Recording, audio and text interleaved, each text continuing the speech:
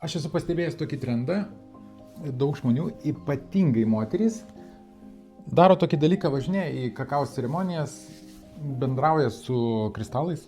Hello, I need some help. Ir tada perneša tiems dalykams atsakomybę už tam tikrus dalykus, kur reiktų savo gyvenime ar santykiuose išspręsti. Ir tada dar nuvažiavimas ten į vieną San Pedro ar vieną Javaską ar vieną kažkokią dar ceremoniją, tipo tas padės ir tada ta ceremonija sutvarkys ir kažkur čia dantratis pasikeis ir tada manifestuosis viskas.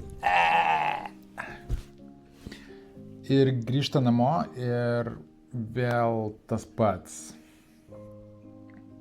žeminimas, nuneigimas jos ten dalykų. Eik tu čia su savo tom nesąmonę. Moteris jaučiasi blogai, bet jinai nieko nedaro, jinai nieko nesako.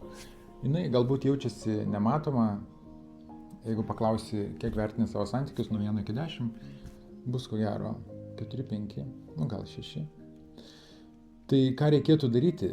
Realiai reikėtų ateiti pas specialistą ir tiesiog išsakyti viską, kas vyksta ir pamatyti, ką daryti ir prisimti atsakomybę už sekančius žingsnius ir su specialisto pagalba tuos žingsnius vykdyti ir gauti rezultatą. Volia.